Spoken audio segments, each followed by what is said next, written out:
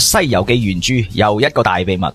最後一站啊，殺死寇洪嘅嗰個土匪嘅真實身份就係孫悟空本人啊！唔好驚訝，睇過原著嘅朋友呢，應該好多人都可以解到出嚟噶啦。《西遊記》原著解密第118集，追更嘅朋友點個讚，我先有動力更落去噶嘛。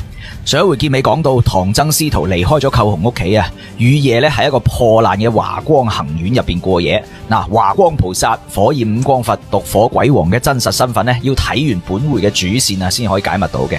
呢個夜晚啊，同台府地靈縣嘅城入邊啊，有一班兇徒啊，因為嫖賭飲蕩，使晒啲家私，冇錢生活啦，打算去打劫一啲金銀嚟用啊。入邊有一個人就話啦，我哋唔需要揾人啦，亦都唔需要去算計啊，只有今日送嗰個唐朝和尚嘅寇員外屋企啊，哇，好搭水嘅。我哋咧趁呢個夜雨啊，街上邊咧又冇人防備啦，嗰啲士兵咧又唔巡邏，就此落手啊，劫佢啲金銀，我哋再去嫖賭去玩，咪仲正。嗰班賊咧非常之開心啊，於是咧就齊咗條心，帶齊啲作案工具，冒雨前來，打開咗寇家嘅大門，吶喊殺入去，放到佢屋企入邊，大大小小、男男女女，全部人匿到乾乾淨淨。寇洪個老婆咧就匿咗喺床下底啊，寇洪自己咧就閃喺個門後邊，兩個仔寇良、寇棟咧同埋親戚嘅幾個仔女啊，全部都震騰騰四散逃命啦。嗰班賊咧就盡情搜刮啦，重點嚟啦。寇員外咧，佢又唔捨得，搏咗條老命啊，行出嚟啊，對住班土匪哀求話啦：呢位大王啊，夠你哋用得啦，留幾件衫啊，俾我老漢送終好嘛？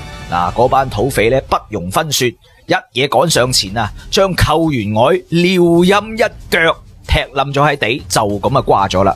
注意，原著寇洪呢係被嗰班土匪踢啫啫踢死噶吓，呢個係一個細節。班土匪得咗手啦，就走出城啦，冒住夜雨啊向西而去。寇家嘅下人見班賊走咗啦，先夠膽蒲頭。一睇老員外已經死咗喺地下啦，於是佢班下人就放聲大哭：天啊，主人公已經被打死啦！全部人呢就趴喺屍體上面喊，悲悲啼啼。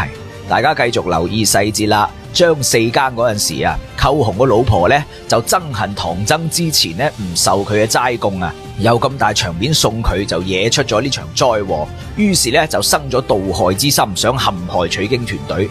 佢扶住阿寇良話：仔啊，唔使喊啦，你老豆啊今日齋僧，聽日又齋僧，點知今日做完滿齋咗嗰班送命嘅和尚啊！棟梁兩兄弟就話啦：阿媽，你點知係送命嘅和尚啊？咁佢阿媽就話啦：班賊咁鬼兇狠啊！殺入房間，我就匿喺床下底，我震騰騰啊，留心向燈火嗰邊啊，睇得好明白。你估係邊個啊？點火嘅係唐僧，揸刀嘅係豬八戒，搬金銀嘅係沙和尚，打死你老豆嘅就係孫行者啊！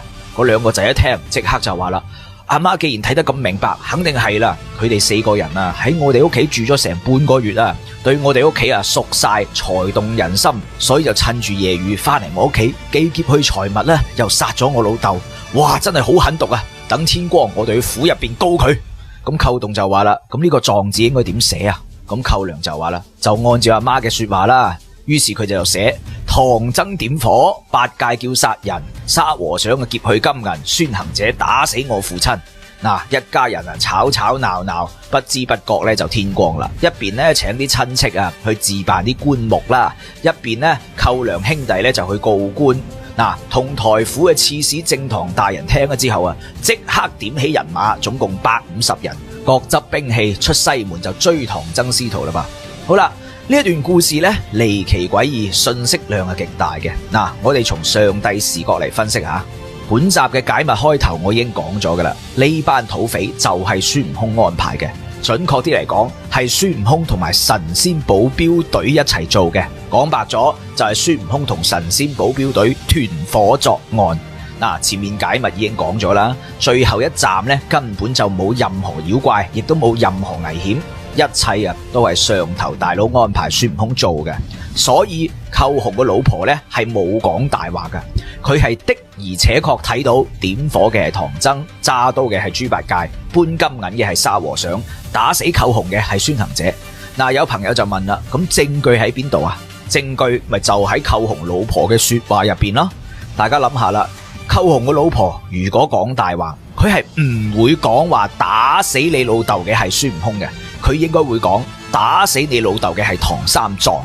因為喺外人眼中啊，唐僧係師傅係最大噶嘛。咁如果寇洪嘅老婆係講大話，應該係將最大嘅罪名，即係打死你老豆呢個罪名，扣喺最大輩分嘅師傅唐僧頭上面先係噶。佢唔會話係徒弟孫悟空打死你老豆噶嘛。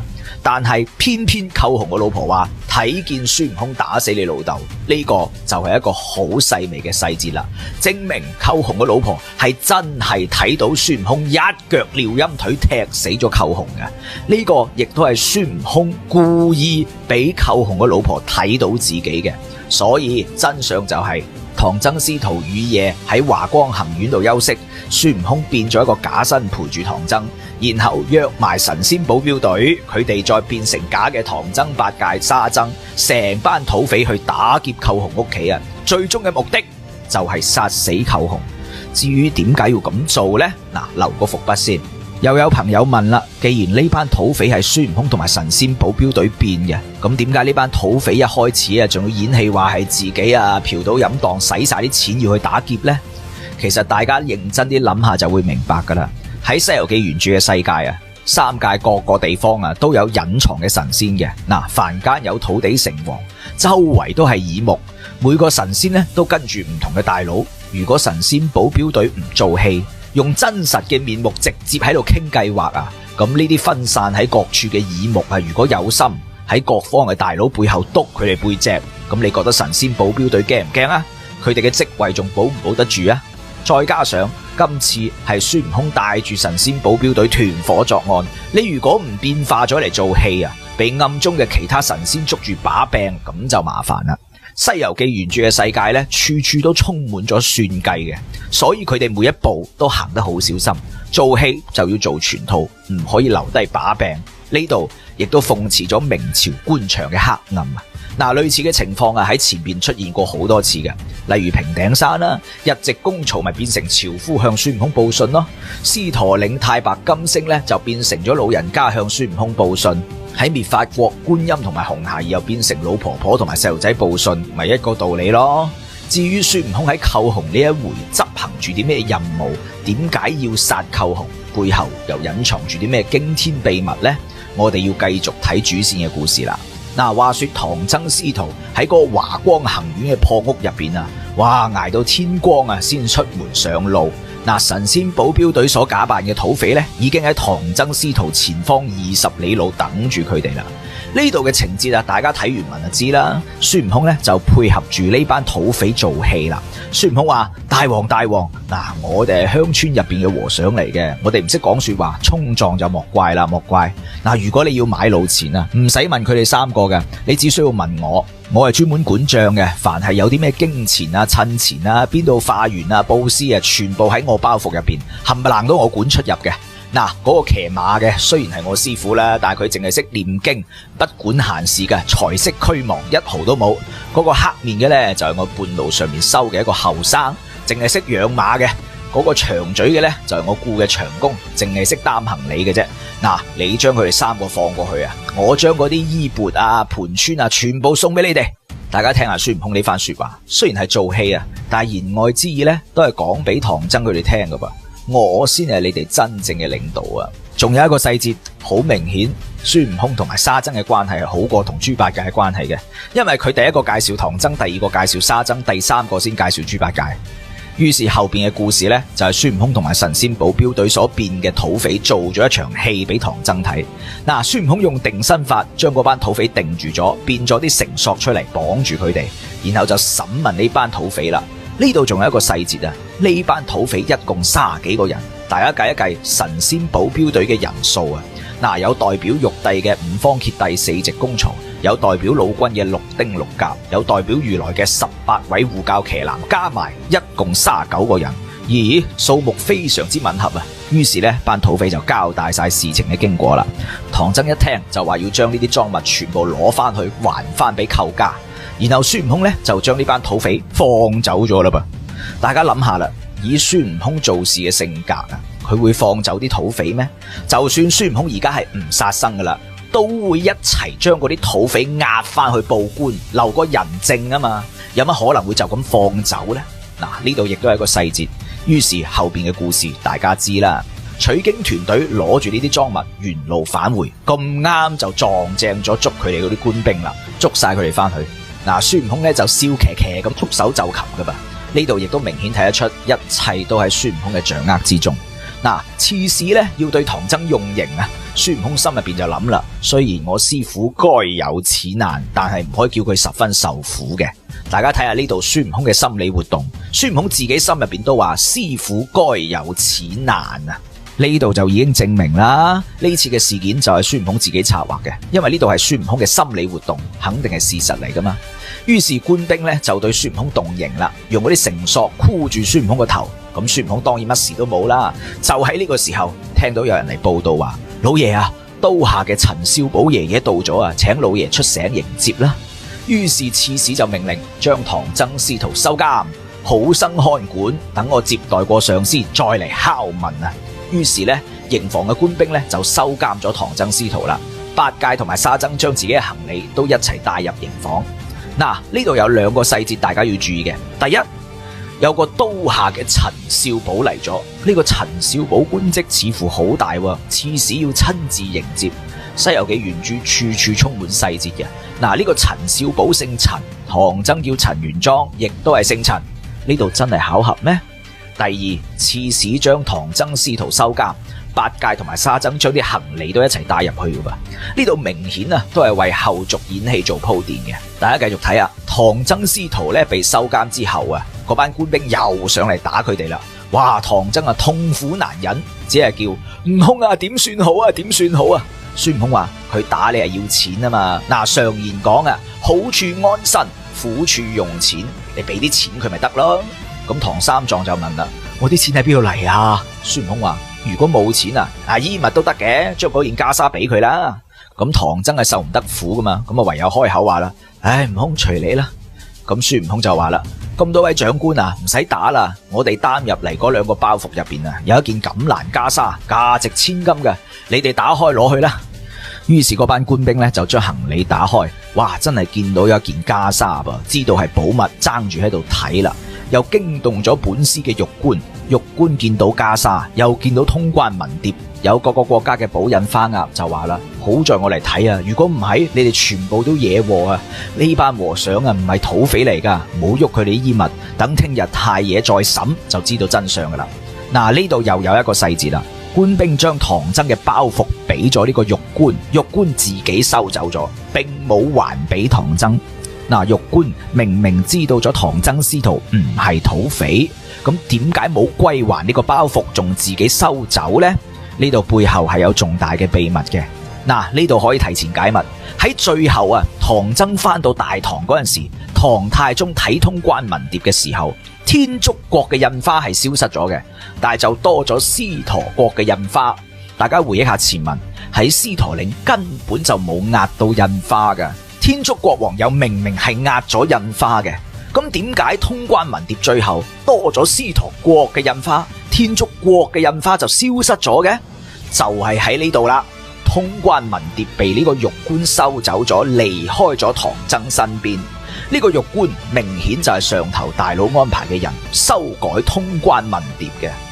至於點解要修改呢？背後隱藏咗大秘密，我哋繼續睇主線啊！夜深啦，4更3點，孫悟空見到佢哋全部瞓着晒，佢就暗想啦：師父該有呢一夜嘅牢獄之災，老孫呢唔開口自辯，亦都唔用法力，都係因為咁。嗱，如今4更將盡，災期將滿，哇！我需要打點，天光好出牢門啊！於是孫悟空變咗隻草蜢飛咗出去，喺寇洪屋企門口啊，只見街西嗰邊呢有一家人呢燈火通明，就飛近嗰家人屋企門口睇，原來呢一家人呢係做豆腐嘅。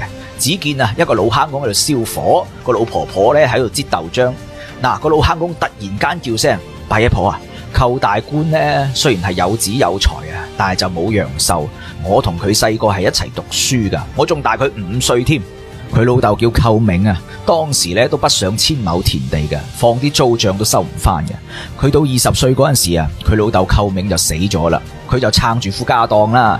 其實咧都算佢好運噃，佢娶嘅老婆啊係嗰個張旺個女嚟噶，個乳名咧就叫做穿針兒。佢係旺夫喎，自從佢嫁咗入嚟啊，種田又收，放醬又做起咗，哇，做乜都賺錢㗎喎。如今啊，俾佢賺咗有成10萬家私。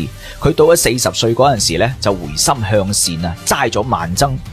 點知尋晚俾嗰班土匪踢死，可憐啊！今年先64歲，啱好係享受人生嘅時候。佢咁向善啊，不得好報，仲死於非命，可嘆可嘆。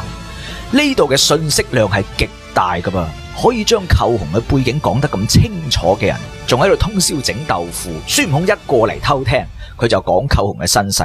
明顯啊，呢一對老夫婦根本就唔係凡人，肯定係某路神仙知道孫悟空喺度偷聽，特登講俾孫悟空聽嘅。呢度呢都提前解密咗，寇洪娶嘅老婆呢個名叫穿針兒。呢度有一個暗示，古時嘅銅錢係用針線穿起身噶嘛，所以寇洪娶咗穿針咪發達咯。呢度重點解密一下呢個穿針兒係邊個？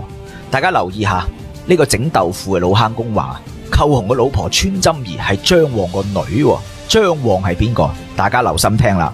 張旺佢姓張，《西遊記》原著入邊啊，邊個大臣姓張噶？